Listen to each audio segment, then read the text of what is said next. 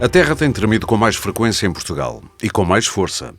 2 sismos em menos de 5 meses voltaram a abanar o país para os perigos do risco sísmico. Um foi em agosto de 2024, magnitude 5.3 na escala de Richter, ao largo de Sines, e outro em fevereiro último, a oeste do Seixal, 4,7 na escala de Richter. Alguns estudos sugerem que Lisboa é a segunda das grandes cidades europeias mais exposta ao risco sísmico. Logo a seguir, Istambul.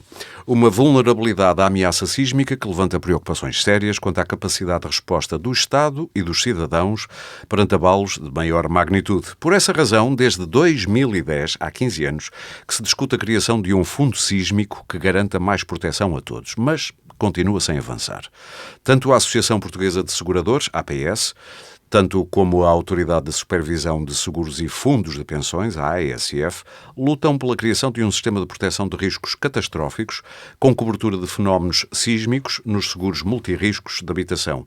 Proposta que já foi entregue ao Governo. Atualmente, apenas uma pequena fração das habitações portuguesas está protegida das perdas decorrentes dos abalos sísmicos, uma vez que estes são os seguros de contratação facultativa e que encarecem o prémio. Também a DEC Proteste reivindica a obrigatoriedade da cobertura dos fenómenos sísmicos e a criação de um sistema de mutualização do risco em caso de catástrofe. Será que irá avançar?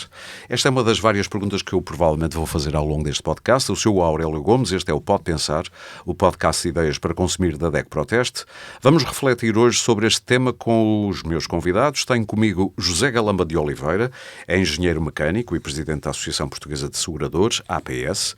Também Luís Guerreiro, engenheiro civil, professor do Instituto Superior Técnico e presidente da Sociedade Portuguesa de Engenharia Sísmica. E também a Sandra Justino, especialista em seguros na DEC Proteste. Sejam bem-vindos ao Pode Pensar.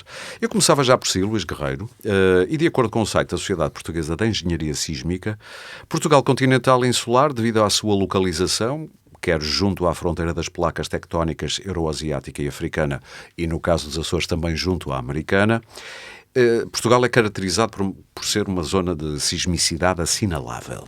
Pensando e olhando para aquilo que aconteceu há cerca de 2 anos na Turquia e também na Síria, um cenário dantesco de prédios recentes a desabarem quase com castelos de cartas, consegue imaginar um cenário parecido para Portugal no caso de um sismo, de uma intensidade parecida com a de 1755? Especialmente aqui na zona, pelo que eu julgo saber, de Lisboa e Val do Tejo. Bom, eu sei que isto é fazer futurologia, mas... É um bocado, mas imaginar, não consegue-se imaginar um cenário. É assim, eu acho que um cenário semelhante... Eu estou também a tentar investigar o que é que pensa para construir esse cenário, qual é a nossa situação do que se sabe, basicamente é isso. Sim, mas diga. Bom, é assim, do ponto de vista de sismo mesmo, ter um sismo com a violência, digamos assim, que foi aquele sismo que aconteceu na Turquia, eu acho que não é assim muito provável. A nossa sismicidade é uma sismicidade média e elevada, eu diria assim, e caracterizada por sismos muito intensos, mas afastados.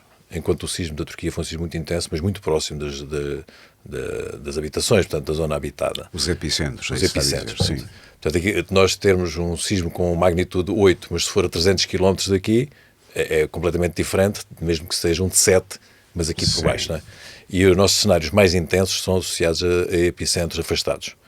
Portanto, eu diria que um cenário daqueles é difícil. Existe o cenário, nós sabemos historicamente que houve 1755, nunca foi um fenómeno muito bem entendido em termos do que é que gerou o sismo e quais foram os mecanismos. O que é certo é que isso é uma evidência, é que houve muitos danos. Se acontecesse uma coisa semelhante em Portugal, afetando a cidade de Lisboa, eu diria que ficaria preocupado com muita habitação, não só na zona antiga, porque há a tendência para a gente falar da zona mais antiga e da zona mais, digamos, histórica, assim, porque são edifícios muito antigos e, eventualmente, e obviamente com segurança menor, porque são tecnologias de construção mais arcaicas.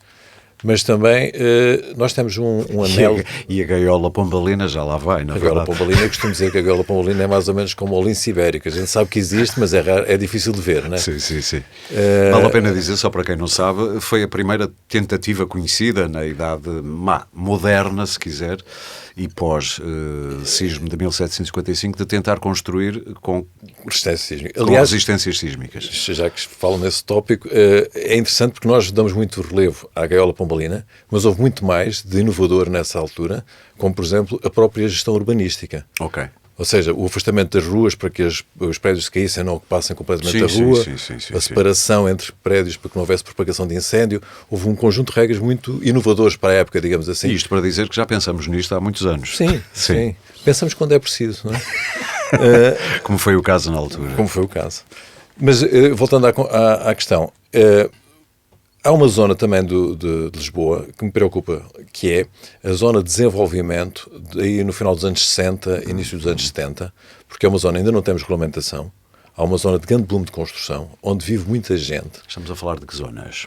Aqui, ao redor de Lisboa, Margem Sul, portanto, aqui há uma zona aqui de muita construção que foi feita ali nos anos 70, a regulamentação mais rigorosa, digamos assim, aparece em 83. Sim, foi a segunda regulamentação a seguir a 58. Sim, mas a 58 era genérica, não é? Genérica, sim, era sim, assim mais, embora já em alguns aí era mais aplicada, eu penso que em edifícios mais importantes, digamos assim. Portanto, a sua preocupação é com as zonas limítrofes da grande cidade.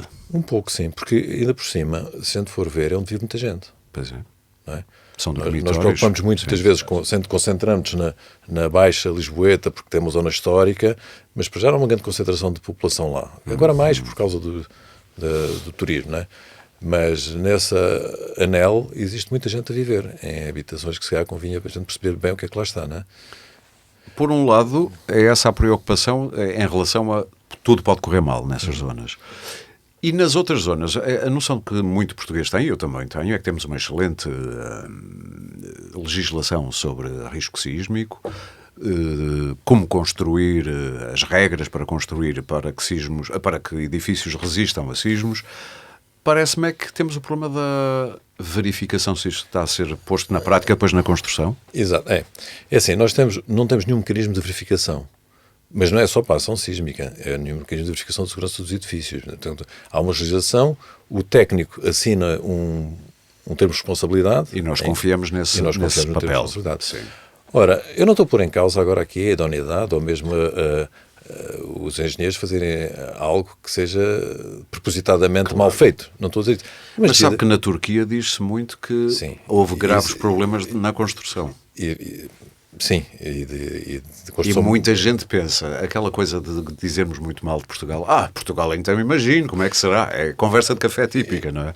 É assim, é conversa, mas eu não posso dizer nada porque também não sei, não sei o que é que se passa. É o que as pessoas dizem. Portanto, é um terreno que me está a dizer completamente não cartografado, no sentido não sabemos o que é que se passa. É, de certa maneira. Portanto, podemos ter uma boa surpresa, olha, tudo resistiu, como uma péssima surpresa. Algumas péssimas surpresas podemos ter, isso estou convencido que sim. Okay. Porque não há um sistema de... Porque, repare, nós estamos a falar meramente de um sistema de qualidade. Sim.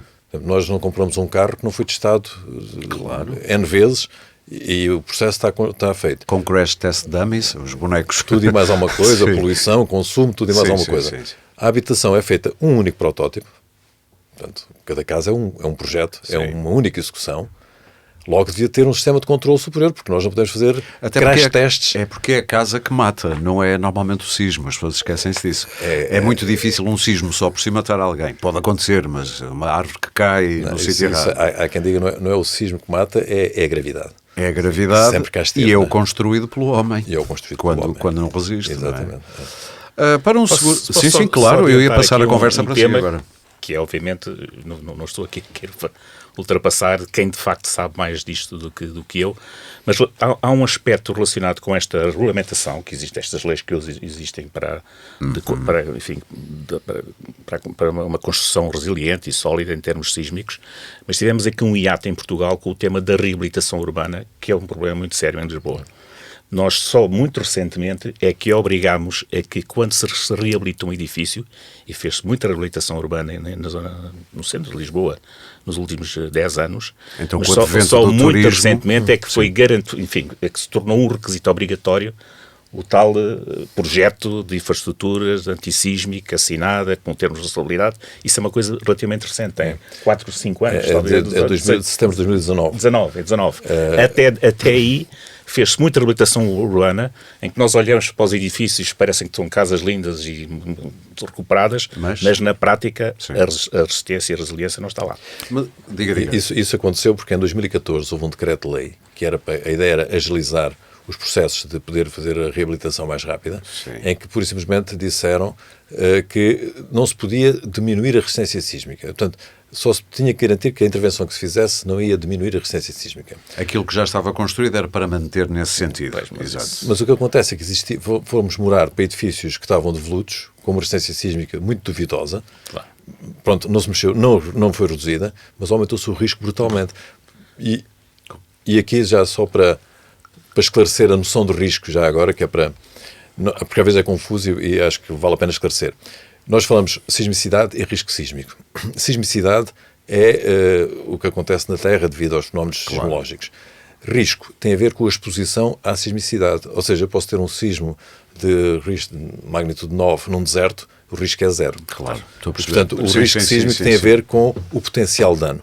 E, portanto, nós, ao termos uma casa que não tinha nenhuma intervenção, mas também não tinha pessoas, ao fazer qualquer coisa que não diminuía o risco, a resistência sísmica, mas punha lá pessoas, aumentávamos o risco brutalmente. Claro. Perante este cenário, José Galamba, o que é que um homem ligado aos seguros pensa? Neste momento em que não é obrigatório ter nenhum tipo de seguro contra risco sísmico, e às vezes, quando se quer, até é difícil contratar, em algumas zonas não é assim tão fácil, as seguradoras não estão muito aptas para isso. Se acontecesse agora uma catástrofe destas que vimos na Turquia há 2 anos, o que é que acha que aconteceria depois? Bom, aconteceria o Estado tinha que chegar à frente, o que é que Na prática é isso que acontece e é essa um pouco a mentalidade que existe na sociedade portuguesa. É que nestas situações de catástrofe o Estado está lá sempre para nos ajudar. Aparece sempre. Vimos isso, por exemplo, nos grandes incêndios que tivemos em Pedrógão, naquele outubro de 2017, ou quando passa uma grande tempestade. A primeira preocupação, e muitas vezes vemos os governantes irem para o terreno e dizer não se preocupem, estamos aqui para ajudar. Isso passa uma mensagem errada às pessoas, porque a verdade é que deveria ser a responsabilidade de cada um proteger o nosso património. E se considerarmos que as casas hoje em dia são o principal património das famílias portuguesas, o grosso da poupança das famílias está investido nas paredes da sua casa. E deveria ser uma preocupação de todos nós, ou pelo menos de quem detém o património, de proteger o meu património. Porquê é que acha que não é? É só pelo que encarece... Obviamente que o tema do prémio, ou do valor do prémio, podemos falar nisso mais à frente. Até podemos falar já. Sim, vamos lá ver. Eu tento sempre desmistificar o tema do prémio. Nós hoje em dia temos... cerca de 19% das habitações em Portugal têm uma cobertura de risco sísmico. Ou seja, 1 em cada 5. Os valores variam conforme a entidade, mas entre 16 e 19%. Sim, mas neste momento os últimos números que temos apontam mesmo para os 19%. Portanto, praticamente 1 em cada 5 casas tem essa cobertura.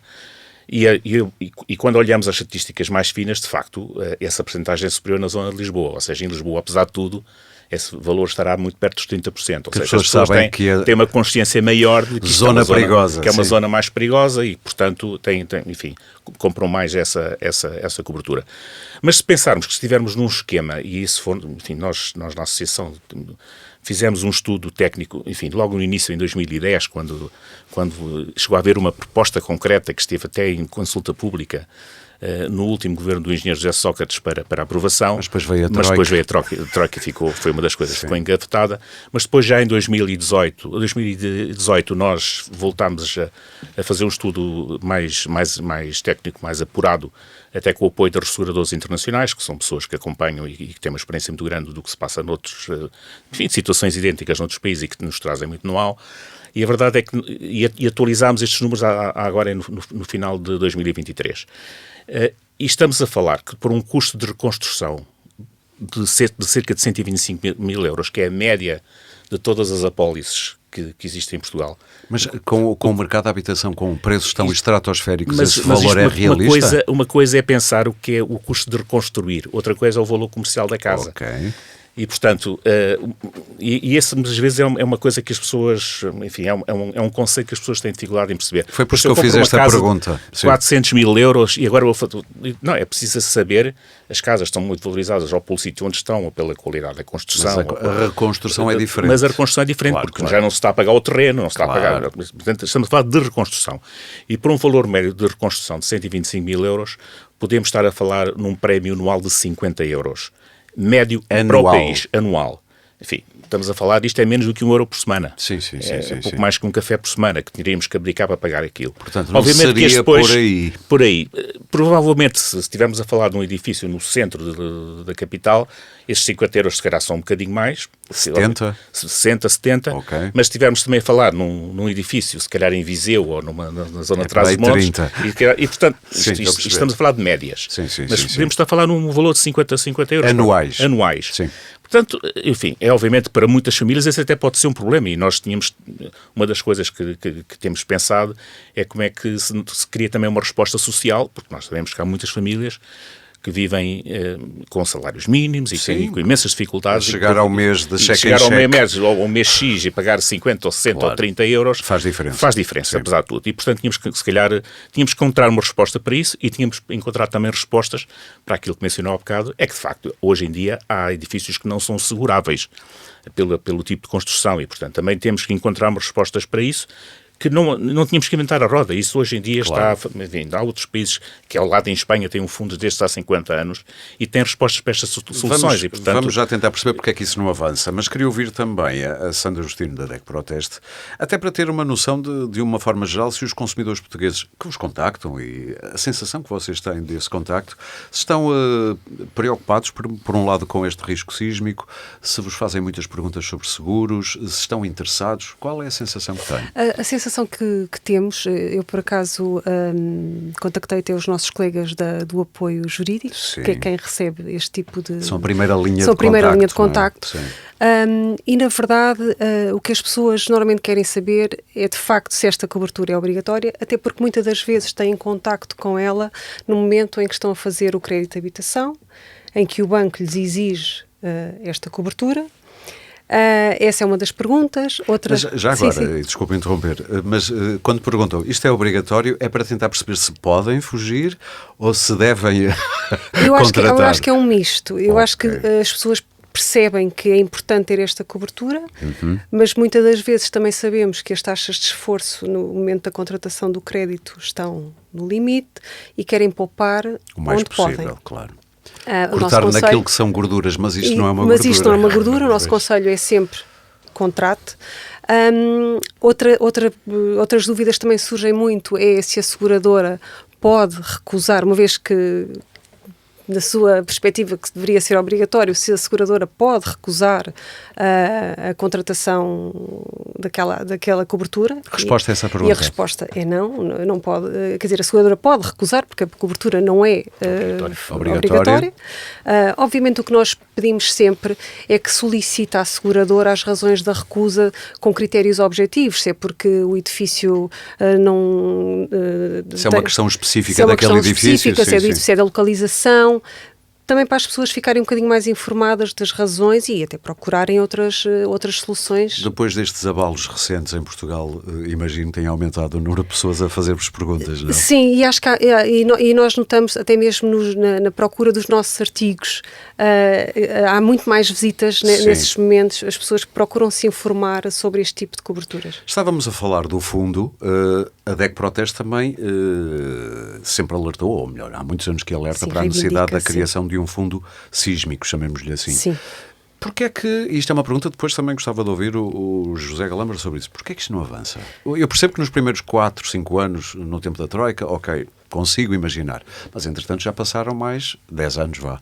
É verdade, realmente é um mistério, tendo em conta que é um assunto que gera tanto consenso entre a associação das seguradoras, o próprio regulador, nós como representantes aqui de uma associação de consumidores, o próprio governo, parece-me que há aqui imenso consenso. A sensação que eu tenho pessoalmente é que se calhar ainda não há sensibilização suficiente. O anterior governo incumbiu quer o regulador, quer a Associação de Seguradores de trabalharem no assunto. Como é que está a coisa agora com este novo governo? Já agora, José Galamba. Não, de facto havia para todos os efeitos, uma encomenda. Uma encomenda, literalmente. Do último governo do Dr. António Costa, para que se desenvolvesse um sistema de proteção de riscos catastróficos. Aliás, estava inscrito numa... E é mais além do que apenas os sismos. Aliás, estava inscrito num documento que foi aprovado na altura, salvo erro, novembro de 2022, que era a Estratégia Nacional de Proteção Civil Preventiva 2030. Portanto, era um documento extenso e, de facto, isto era um dos itens que lá estava para se desenvolver. Até provavelmente, eu não queria usar esta palavra, mas escaldados com o que tinha acontecido nos incêndios também. Também. Havia uma sensação de que, de facto, que tinham-se criar alguns mecanismos de autorresponsabilização da população em geral e que, enfim, cada vez que há uma situação menor ou maior catástrofe, não pode o governo simplesmente preocupar-se em largar dinheiro. Mas a coisa avançou com a mudança de governo? O problema, a coisa avançou, portanto, nós fizemos a nossa parte, atualizámos o estudo, entregámos os estudos nos grupos parlamentares e ao governo. A ASF também desenvolveu o seu projeto. A ASF, só para lembrar, é o regulador. O supervisor dos seguros e fundos de pensões em Portugal, que era uma das entidades a quem, de facto, o governo tinha pedido também que desenvolvesse esses estudos. Portanto, eu sei que eles desenvolveram esses estudos técnicos, entregaram ao governo no início deste ano. Infelizmente esta instabilidade política que vivemos também não ajudou e, portanto, claro. Eu diria que... Isto como é uma daquelas coisas, pode acontecer um dia, imagino que não tem aquela urgência... Sim, seguramente que há sempre outras coisas que são muito mais urgentes e que no ambiente eleitoral... alguém uma vez me disse que isto de facto isto não dá votos. Não é sexy, digamos assim. Não dá votos. Aliás, um dos problemas, porque eu acho que isto não avançou já, e isto é a minha interpretação de conversas que fui tendo com as autoridades, tanto no governo como no Parlamento, há aqui um momento em que é preciso dizer às pessoas que isto vai custar-lhes alguma coisa mais. E isso é sempre um problema político. É dizer, estamos a criar mais um imposto, é mais uma taxa. Por isso é que eu há pouco digo, vamos já falar do assunto, para as pessoas começarem talvez a pensar que é um investimento que, se houver possibilidade, tem que fazer. Não é? Exatamente. Muito bem, quero também falar de outra coisa agora com o Luís Guerreiro. Edifícios como hospitais, pontes, edifícios sensíveis, até do Governo, do Estado, tem-se a noção de qual é o risco sísmico associado a estas construções? Pontes até, por exemplo? Acho que não. É assim. Isso é algo que nós temos, como a Sociedade Portuguesa de Sísmica tem tentado também sensibilizar, até na Assembleia da República, aos donos, porque ao fim e ao cabo os ministérios... Depois aqui está, a parte sísmica está dividida por muitos ministérios. Temos as escolas num lado, temos os hospitais no outro, temos as estradas no outro, e portanto temos que bater muitas portas.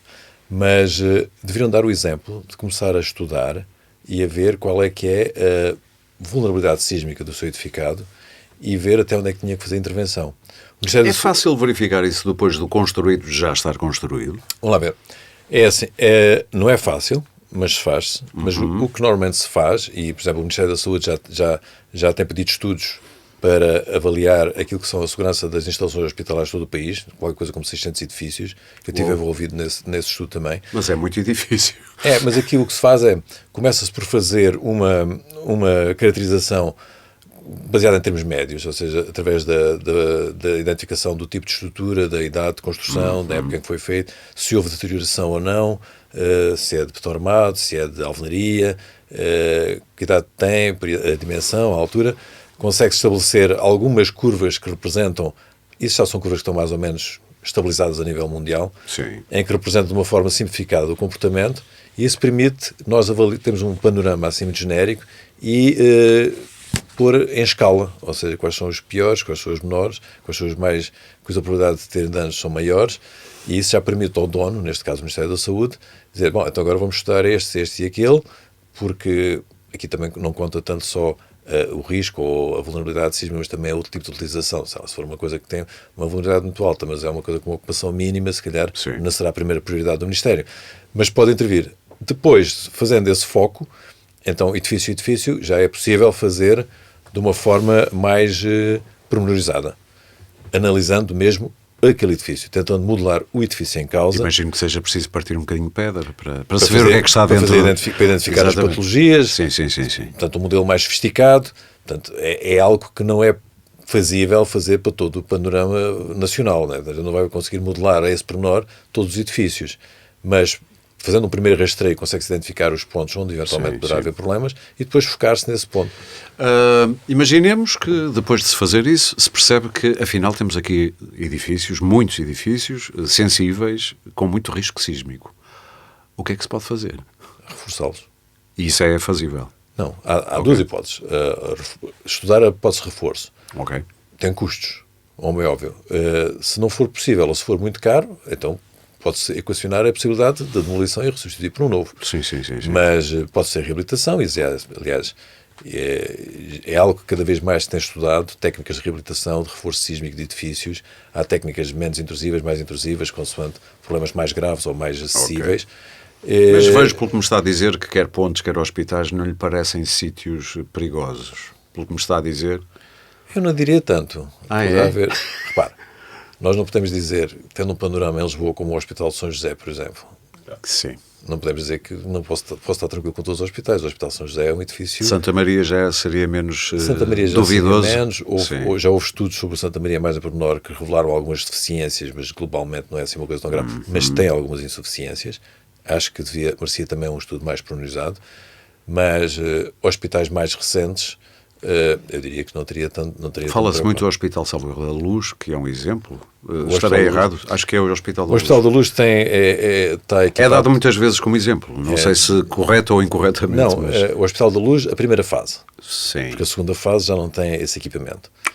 Portanto, a primeira fase foi equipada com sistemas de isolamento de base, ou seja, que são uns apoios de borracha que permitem isolar, digamos, o edifício do sismo. Abana tudo por baixo, mas o edifício mantém-se quieto, ou pelo menos não se sente muito o movimento lá dentro. O novo o Hospital de Lisboa Oriental, que agora já se chama Todos Santos novamente, chamou-se inicialmente, deixou-se de chamar, agora acho que já se chama outra vez. Esse vai ter isolamento de base também. Está previsto. E as pontes? As pontes, curiosamente, já têm isolamento de base há muitos anos. As pontes sempre tiveram sobre apoios. A ponte 25 de Abril foi feita por californianos. A ponte 25 de Abril não é mais antiga. É mais antiga. A ponte 25 de Abril teve envolvido como consultores a nata da engenharia sísmica da altura. Pois, nomeadamente norte-americanos da Califórnia, habituados à Golden Gate, que é uma ponte muito parecida com a 25 de Abril. E envolveram os nossos técnicos, Ferry Borges, nomes de pessoas de renome aqui em Portugal, e esteve envolvido. E, portanto, a ponte 25 de Abril, diria que não... É um sítio seguro para se estar durante um sismo. Apesar dos abanões, provavelmente. A ponte Vasta Gama também. A ponte Vasta Gama foi dimensionada para um sismo que é assim qualquer coisa como 3 vezes mais que o sismo, que é os nossos edifícios. Todos a correr para Vasco da Gama. Para Vasta Gama.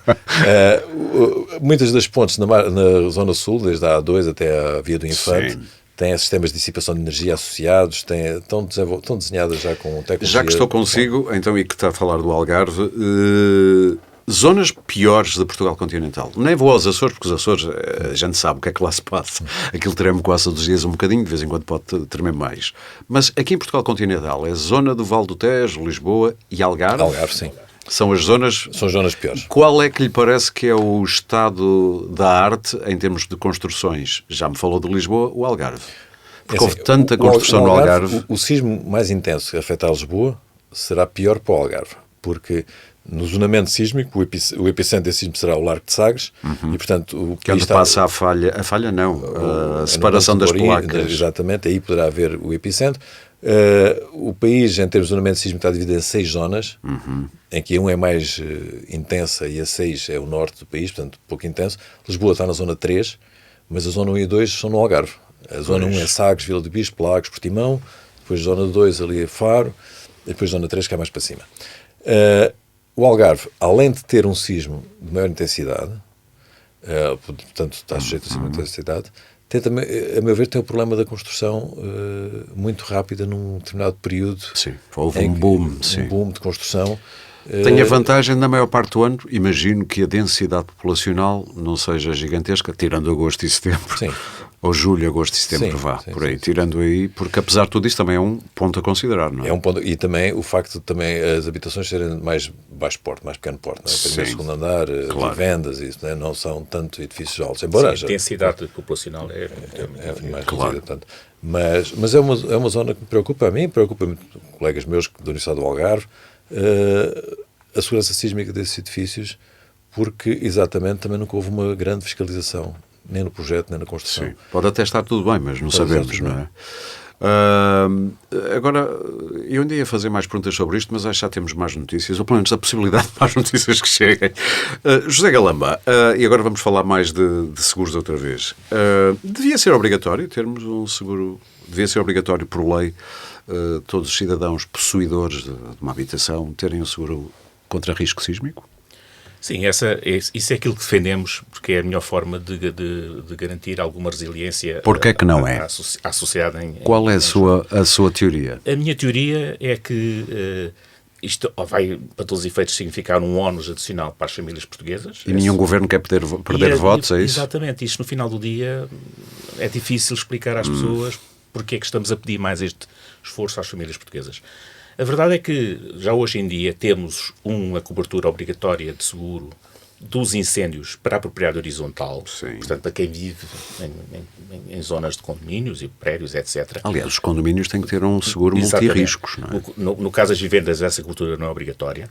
E, portanto, nós inclusivamente preconizamos fazer isto de uma forma faseada, que é começar também a tornar obrigatória a quem vive em propriedade horizontal. Portanto, para quem já tem hoje uma cobertura obrigatória de incêndio, então alargar para ter uma cobertura obrigatória para o risco sísmico.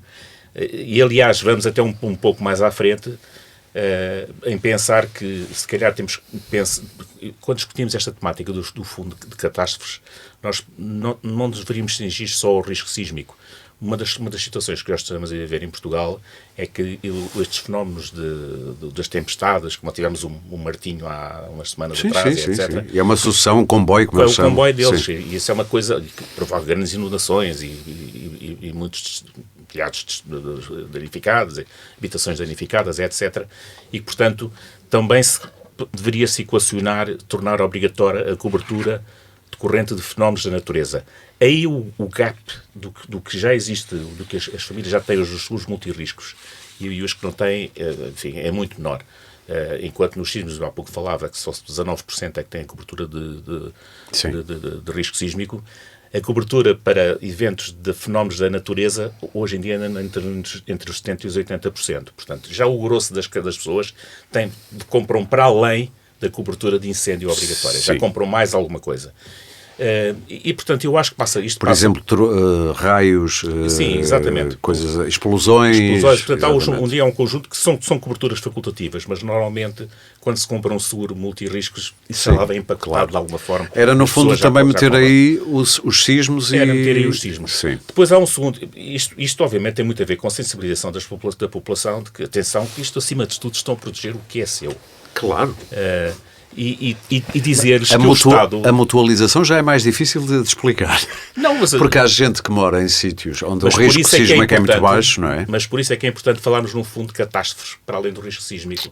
Porque há outras zonas do país onde o risco de incêndios etc. é muito maior e, portanto, uns podem compensar pelos com outros. Claro. Apesar dos riscos terem perfis diferentes, isto obviamente tem que ser modelado de uma forma mais Sim, mas também não vamos ser aqui régua e esquadro, não é? Mas a verdade é que hoje em dia, estas discussões já estive aí, aliás, com alguns autarcas que dizem, mas nós aqui nisto o risco sísmico está nas zonas ricas do país, que é Lisboa e o Algarve. O que é que temos todos que pagar? Mas porquê que o resto do país também tem que pagar também danos provocados por grandes incêndios? Pois, é a resposta que se pode dar, não é? É essa a resposta que se pode dar. E é a resposta, e por isso é que eu acho que temos que pensar num fundo de catástrofes naturais, que o risco de incêndio, o risco de inundação, o risco sísmico, portanto, as suas variantes.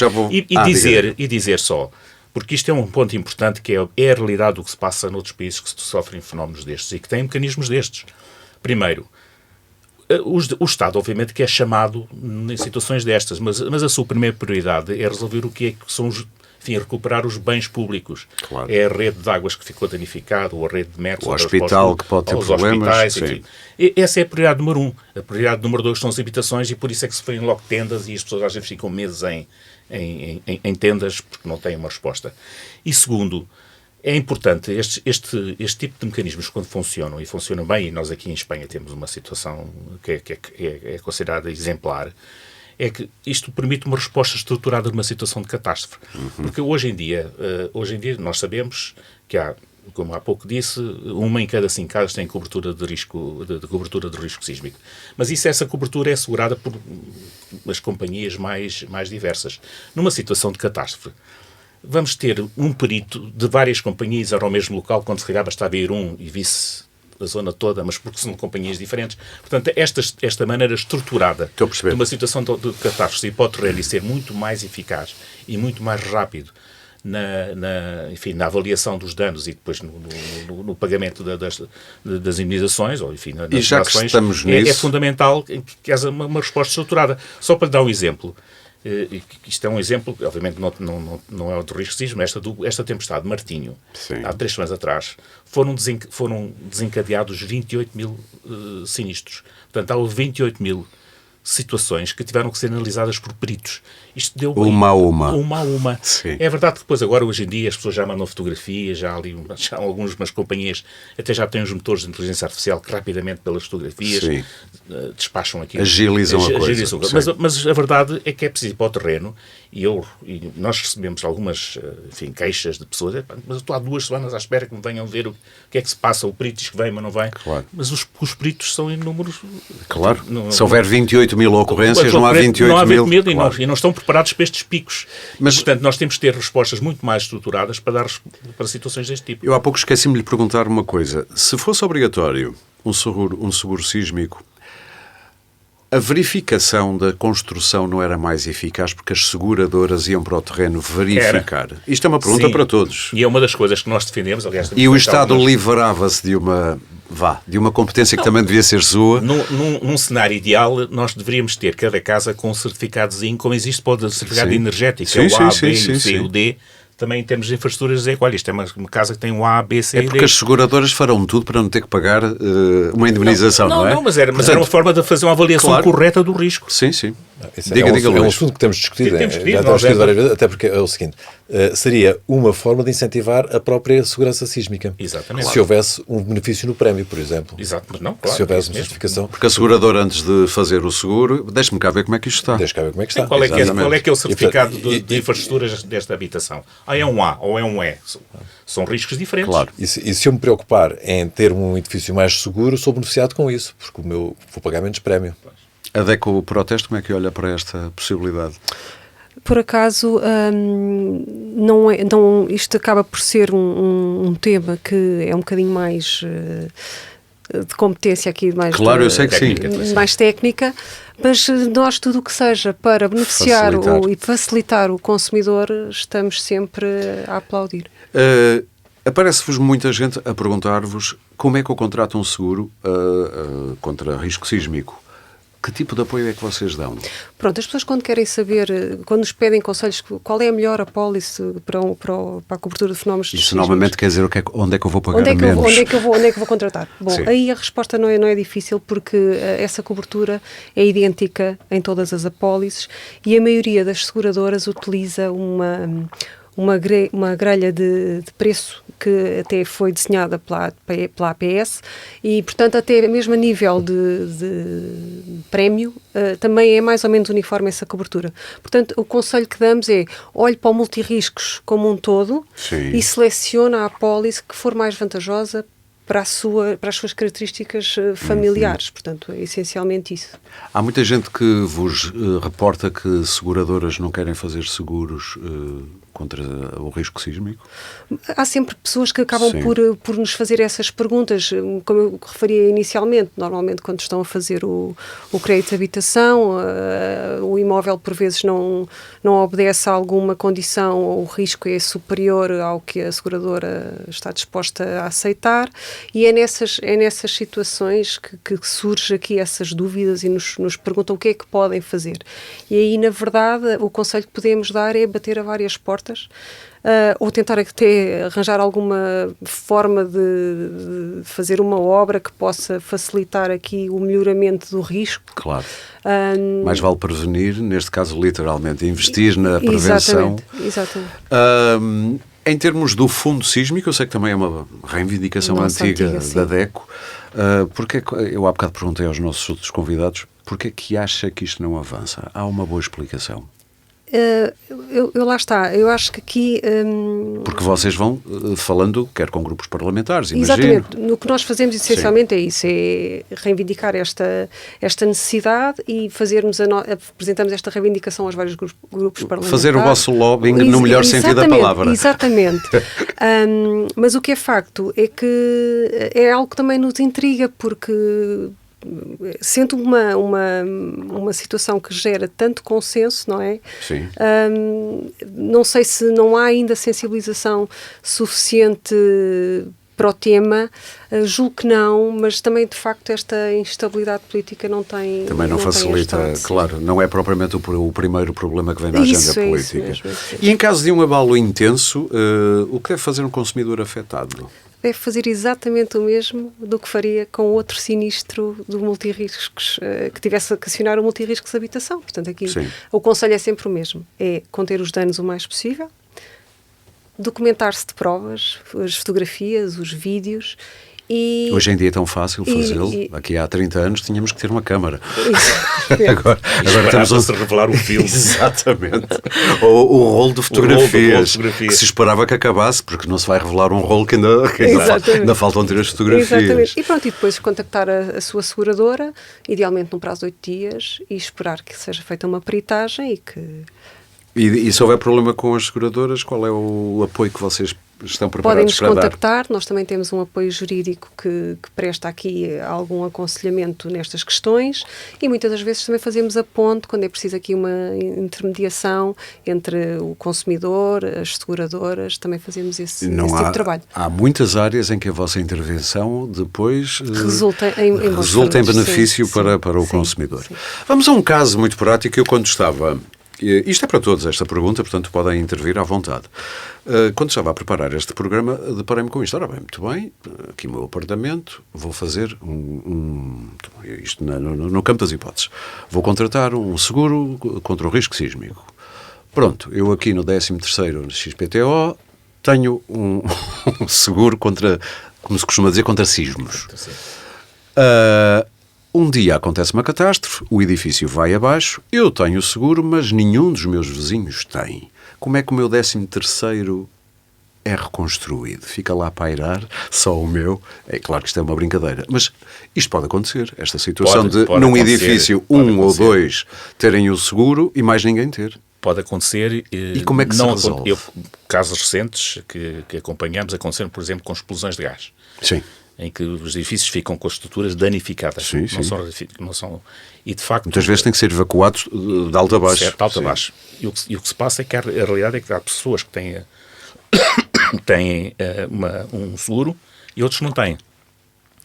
E pelo facto dos outros não têm a possibilidade sequer de ajudar à recuperação, o que a companhia de seguros normalmente faz é entrega o cheque a quem tem e acabou aí o seu compromisso, porque isso é o que diz a lei. E o edifício não é recuperado. Ponto final.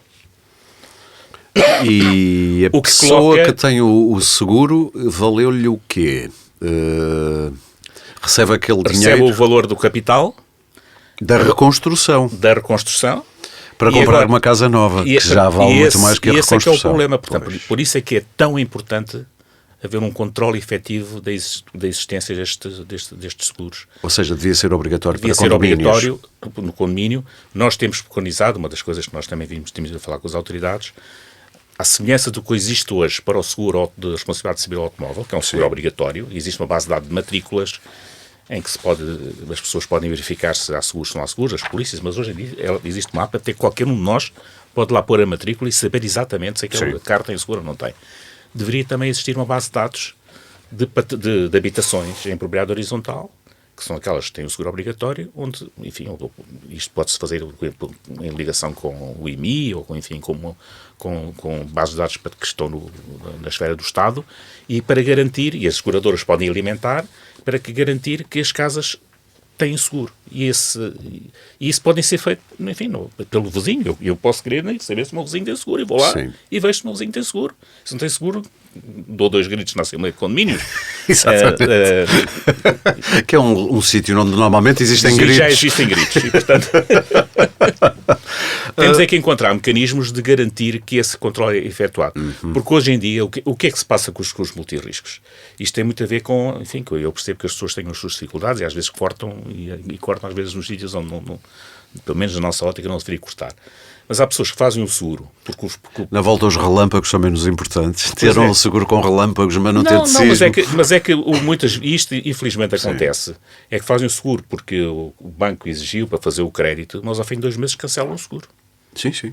E depois o banco não pergunta pelo seguro todos os meses nem todos os anos. Depois fica nas mãos do destino. Exatamente. Parece o nome de uma novela. Luís, o que é que se poderia fazer para melhorar o panorama geral? Ao nível, por exemplo, da legislação. Alguma coisa que sinta que há uma falha na legislação? Não, eu diria, a legislação ela está completa naquilo que é obrigatório fazer em termos de construção nova, em termos de reabilitação. É mais garantir um mecanismo de verificação de que as coisas são realmente cumpridas. O seu problema é com a verificação. E aí, até voltando aqui um bocado atrás, naquilo que se falou há bocado da certificação sísmica, é algo onde temos estado a trabalhar, nós, com outros parceiros, inclusive com a Ordem dos Engenheiros, para tentar arranjar um esquema ou alguma forma de conseguir fazer isso. Porque o Estado teria que, se fosse uma tarefa do Estado, teria que ter muitos técnicos para fiscalizar isto. Teria que ter muitos técnicos, exato. Sim. Portanto, se fosse, até agora nós temos estado a pensar algo que seria mais voluntário, digamos assim, haver uma certificação voluntária, mas teria que haver algum benefício caso as coisas pessoas se mexerem. Sim. A certificação sísmica não pode ter o mesmo caráter da certificação energética. Sim, porque a certificação energética a gente pode ter uma classe C e viver bem com isso, tem um bocadinho mais de frio no inverno, um bocadinho mais de calor no verão, mas uma classe C ou D em sismos quer dizer que cai, e portanto não é a mesma coisa. Claro, não é? Portanto, que não. Além de que a lei, os regulamentos estão feitos para a habitação ou verifica a segurança ou não verifica, não há o quase.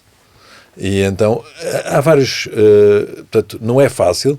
Tem que se arranjar um esquema, que estamos a trabalhar nisso. Seria depois, aliás, a própria ASF, naquele caderno de encargos, digamos assim, também fala de certificação sísmica, desenvolver métodos de certificação sísmica, até porque eventualmente implicar com os prémios. Sim. E é algo que a comunidade tem estado a trabalhar. Por exemplo, os italianos criaram uma coisa que foi o sismo bónus, logo depois da crise sísmica que eles tiveram. Sim, porque a Itália é muito dada...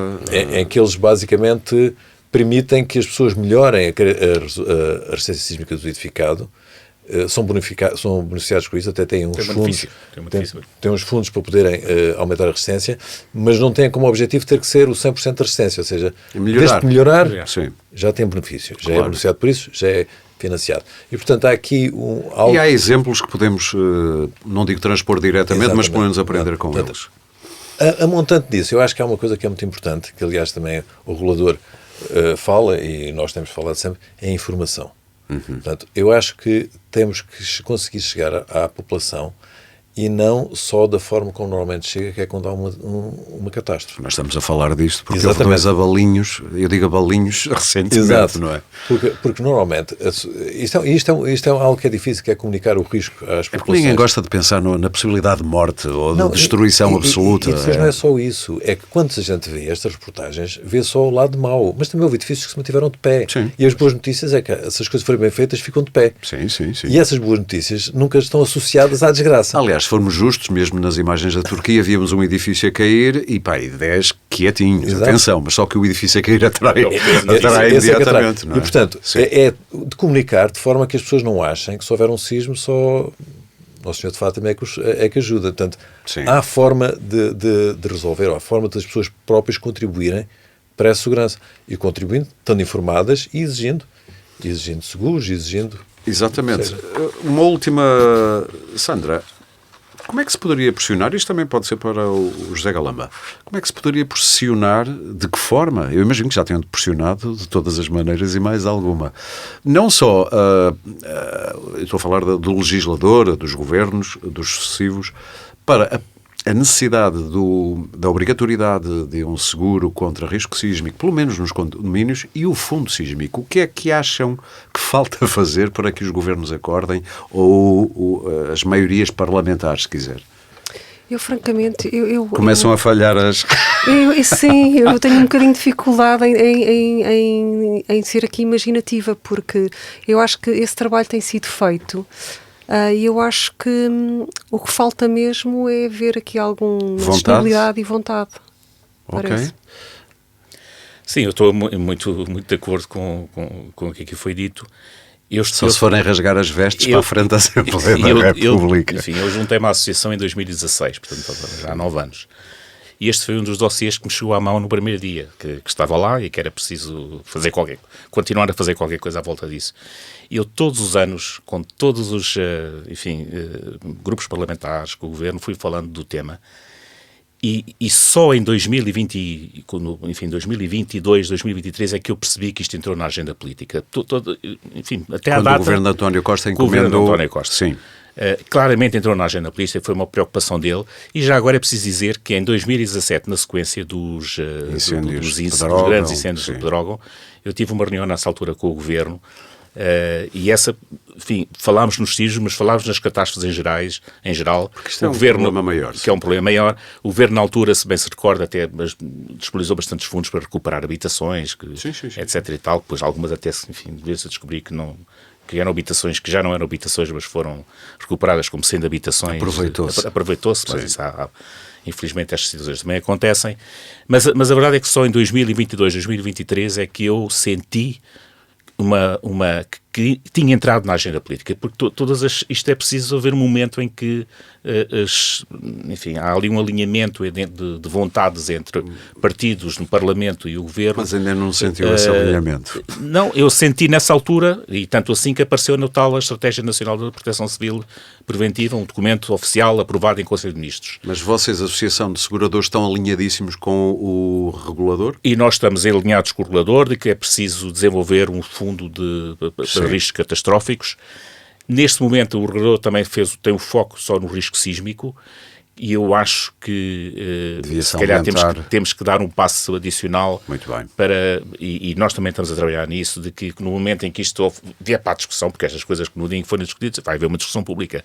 E depois toda a gente vai ter muito a dizer sobre o assunto quando estiveram calados para aí 20 ou 30 anos. Não, isto, pelo tipo de fundo, isto nem sequer não pode ser uma iniciativa do Governo apenas. Isto é uma lei que tem que nascer no Parlamento. Sim, claro.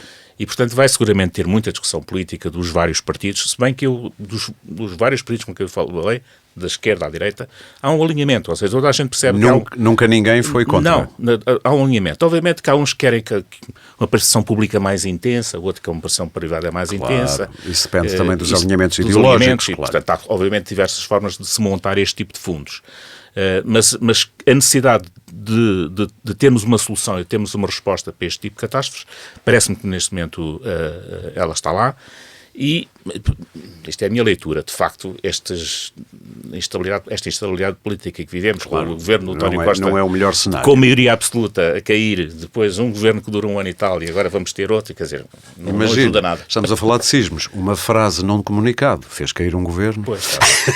Mas isso é uma piada. Bom, eu costumo fazer sempre isto no final de cada podcast que vou fazendo aqui para a DECO Proteste, que é deixar-vos uns minutinhos a cada um para dizerem aquilo que achavam que deviam ter dito e ainda não houve oportunidade, alguma pergunta que eu devia ter feito e não fiz, alguma mensagem queiram deixar. Quem quiser começar, não sei se a Sandra da DECO Proteste quer dizer alguma coisa até do como a DECO pode ajudar, a DECO Proteste pode ajudar. Sim, claro. Bom, então, a este nível... aconselho os consumidores a olharem para as suas apólices de multirriscos de habitação. Vão lá, gavetinha. Vão lá ver se têm a cobertura de fenómenos sísmicos. Sim. Se não tiverem, peçam uma cotação à sua seguradora. Vejam se é possível acomodar no orçamento familiar. Se por acaso estiverem num momento de renovação, façam uma ronda pelas seguradoras, procurem uma boa solução no mercado. Há instrumentos vossos que podem ajudar? E nós temos um instrumento que também pode dar aqui uma ajuda, que é o site da protesteseguros.pt, e que Tem lá produtos e que tem lá comparados, produtos, imagino. exatamente, e que também dão aqui uma ajuda neste nível. E eu daqui a pouco vou já dar também o número e o site da DECO para que as pessoas possam tirar dúvidas. José Galamba, uma última mensagem. A última mensagem é que é um apelo que as pessoas olhem para as suas apólices, para os seguros multiriscos que já têm, e, enfim, aqueles que não têm e que deveriam ter, pois procurem de o fazer rapidamente, porque isto também é no interesse de todos, da comunidade em que estão inseridos, que isso aconteça. Enfim, a cobertura de risco sísmico, ela está disponível nas seguradoras, portanto, ela pode ser adquirida hoje. Isto não invalida ou seja, não vale a pena estarmos à espera do fundo. O fundo, obviamente, pode ajudar numa série de situações de catástrofe, para umas respostas mais estruturadas, mas a verdade é que hoje em dia já todos podemos ter essa cobertura, e o apelo que eu faço é que contratem essa cobertura, principalmente quem vive em condomínios, porque é uma responsabilidade também perante os seus vizinhos. Sim, porque o panorama atual nos condomínios é de modo a que as pessoas, para que é que eu vou fazer se mais ninguém faz? Exatamente. Depois fico eu ando aqui a pagar para nada. Exatamente. E agora também o Luís Guerreiro, uma última palavrinha. Eu queria reforçar a ideia de que os sismos são um problema, mas que têm solução. E, portanto, acho que as pessoas devem ser informadas. A engenharia é algo que é o maior contributo para a proteção sísmica em relação a salvar vidas e os bens, e as pessoas devem ser informadas e exigentes. Sim. Exigir. Tira-me uma dúvida. De que maneira é que, muitas vezes, é importante o projeto estar bem feito para que haja proteção sísmica de um edifício, mas depois há a fase da execução por um empreiteiro. Este passo de um lado para o outro pode correr mal. Pode. Por isso é que, aliás, quando falamos de certificação sísmica, tem sempre dois passos. Okay. Tem a ser um passo que acompanha o projeto, certifica o projeto, e um passo que certifica a construção. Ou seja, tem que acompanhar a construção para poder garantir que o processo chega... E não temos nenhum nem outro na prática. Não temos, quer dizer, existe a fiscalização, edifícios mais importantes, ou o dono de obra considera, pode contratar revisão de projeto e fiscalização. Sim. Isso existe. Mas isso será hospitais, edifícios mais importantes. O edifício corrente de habitação não tem necessariamente esse mecanismo, mas deveria ter algo semelhante a isso. Muito bem. Ficam aqui as vossas prestações, entre aspas. Muito obrigado aos três pela importante reflexão que nos deram a oportunidade de fazer em conjunto, e obrigado também a quem nos seguiu. Quem quiser saber mais sobre este tema, pode consultar o site da DECO Proteste em www.decproteste.pt, e ali pode consultar várias recomendações de especialistas sobre seguros com cobertura sísmica, bem como outros conteúdos sobre a criação de fundo sísmico que a DECO Proteste reivindica já há muito tempo. Há também a linha telefónica do Serviço de Informações da DECO Proteste, que pode e deve ser usada para pedido de esclarecimento em matéria de direitos do consumidor. Tome nota, 218-410-858. E de resto, o de sempre, este podcast pode ser subscrito e seguido em Spotify, Apple Podcasts, SoundCloud, YouTube ou qualquer plataforma de podcast que utilize no seu telemóvel ou computador, e também em deco.proteste.pt. Este episódio teve a coordenação editorial de Filipe Amoroso e produção de Sandra Borges. O som é da Índigo, com sonoplastia de Guilherme Lopes. Eu sou o Aurélio Gomes. O Pode Pensar da DECO Proteste regressa em breve com mais ideias para consumir.